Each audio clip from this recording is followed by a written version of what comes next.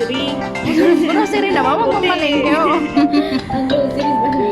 Mag-ano ka na lang, create ka na lang dito ng Gmail para magamit na nila. Tapos pag halimbawa may gusto sila yung download na apps, pwede. Di ba yun yung nilalagyan ng SIM card? May SIM card ba to? Saan bang ano yan, ma'am? Ito yung Ito. pin-injector niya, ma'am. Ito.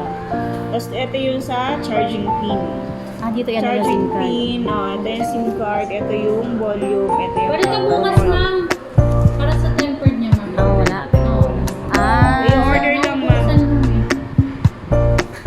sige. At least safe yung ano niya, ma'am. Mahirap na kapag hindi kasama sa warranty. 10.5. May discount pa yun. Ma'am, isa pa. May SIM card.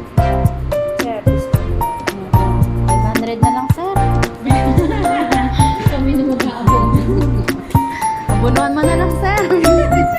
May bibili pa kaya ko ulit pag matapos to. Ilang percent po? 50. 59. 59% siya. May bibili pa ako pag matapos yan. Siyempre, tapusin mo na bago mag-ano ulit, swipe ulit. Ayun, para sa anak ko. Ayan, oo.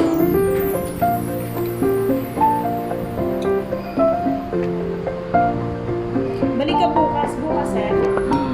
Balik ka bukas, ma'am. Mga hapon. Para ma-order na yun. Mga anong oras ng hapon? Mga ganitong oras. Pero may discount pa yun. Pero kasi tayo na yung phone. Alin?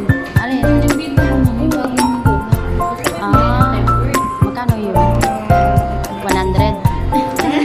Ma'am, yung pin-check ko dito, mama, dito ha. Pang ano, pang kubaw? Di ba pang kubaw yung mga gano'n?